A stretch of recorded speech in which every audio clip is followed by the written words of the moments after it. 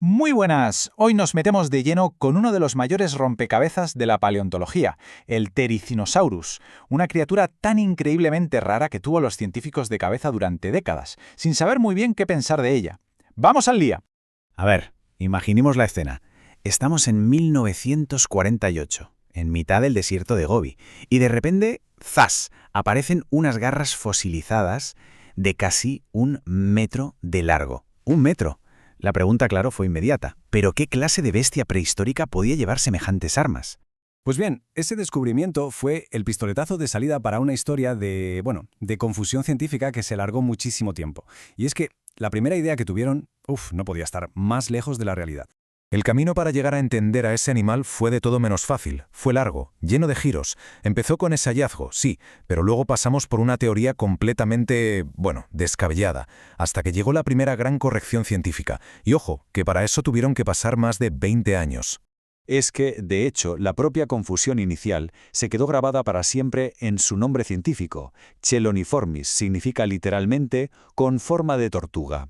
Eso ya nos da una pista de lo perdidísimos que andaban los paleontólogos al principio. Vale, ¿y por qué una tortuga?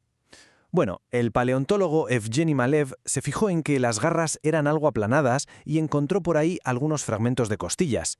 Con tan poquitas pruebas sobre la mesa, pensar en una tortuga marina gigante que usaba esas garras para cortar algas, pues, oye, en aquel momento no parecía una idea tan loca para un fósil tan raro.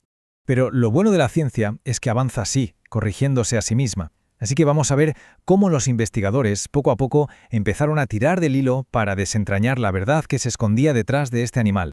El momento clave, el punto de inflexión, llegó en 1970. El paleontólogo Anatoly Rozhestensky volvió a examinar los fósiles. Y ahí fue cuando se dio cuenta del error garrafal. Esas garras no eran de una tortuga, eran de un dinosaurio terópodo.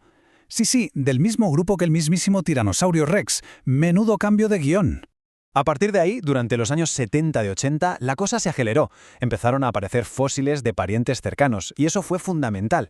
Cada nuevo descubrimiento era como encontrar una nueva pieza de un puzzle gigantesco. Y por fin, pieza a pieza, los paleontólogos pudieron construir una imagen real de cómo era esta criatura tan extraña. Bien, con el misterio de su identidad ya resuelto, ahora tocaba a lo bueno. Empezar a entender cómo era y cómo vivía de verdad este dinosaurio. Y su anatomía era, como poco, sorprendente. Uno de los experimentos más raros de la evolución. Para empezar, su tamaño, su escala. Estamos hablando de un animal enorme, que podía llegar a medir hasta 10 metros de largo, o sea, un auténtico gigante en su ecosistema. Y si el largo impresiona, la altura no se queda atrás. Podía alcanzar los 5 metros. Esto le permitía hacer algo muy parecido a lo que hacen las jirafas hoy, comer de las ramas más altas. Se había hecho con un nicho ecológico que era solo para él. Y claro, llegamos a las garras. Con hasta 1 metro de longitud, son las garras más largas que se han encontrado jamás en un animal terrestre. Es que es un récord absoluto en toda la historia de la vida en nuestro planeta. Una auténtica barbaridad. Esta cita lo resume a la perfección, porque a pesar de ese aspecto tan terrorífico, la función de esas garras no era para nada la que uno se imagina. Y esto nos lleva a la mayor sorpresa de todas sobre este animal. Y es que si miramos el resto de su cuerpo, todo, absolutamente todo, nos grita que era herbívoro. Tenía un torso anchísimo con una barriga enorme para fermentar plantas, una cabeza súper pequeña con un pico ideal para cortar hojitas, y hasta la pelvis y los pies estaban diseñados para aguantar mucho peso de forma estable, no para correr. Así que volvemos a la pregunta del millón. Si no era un superdepredador, entonces, ¿para qué demonios necesitaba unas garras tan absolutamente espectaculares? Pues la respuesta es sencillamente fascinante. No eran para luchar, sino para comer. Eran como unos garfios gigantes. Hay que imaginarlo como una especie de perezoso terrestre colosal. Se erguía, usaba esos brazos increíbles para enganchar las ramas altas, doblarlas y acercárselas a la boca. Una cosechadora de árboles. Bien, ya sabemos qué era y cómo funcionaba. Ahora toca viajar en el tiempo para ver el ¿dónde? Vamos a situar a nuestro gigante en el mundo que le tocó vivir, hace unos 70 millones de años. Y claro, no estaba solo, ni mucho menos. Vivía en un ecosistema súper rico, lleno de otros dinosaurios gigantescos. Pero el Therizinosaurus era el especialista, el que se dedicaba a comer de las ramas altas, así que evitaba competir.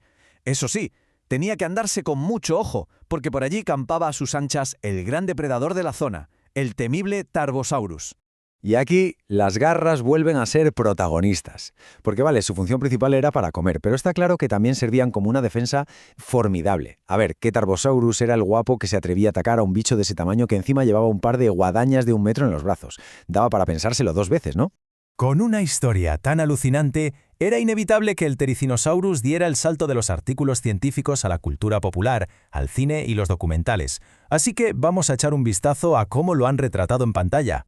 Y la verdad es que hemos visto de todo, desde representaciones que para su época estaban bastante bien, pasando por reconstrucciones súper precisas y actualizadas que son una maravilla. Y luego están las versiones de película que lo convierten en un monstruo asesino hiperagresivo, algo que científicamente no tiene mucho sentido. Pero más allá de las películas, su verdadero legado, lo que de verdad importa, es lo que supuso para la ciencia. El Therizinosaurus y toda su familia nos obligaron a romper un dogma. Nos hicieron replantearnos lo que creíamos saber sobre los terópodos, los supuestos dinosaurios depredadores. Demostró que la evolución es muchísimo más imaginativa de lo que pensábamos. Al final, toda la historia del lagarto guadaña es un recordatorio de que la ciencia no es un libro de hechos cerrados, sino un viaje constante de descubrimiento.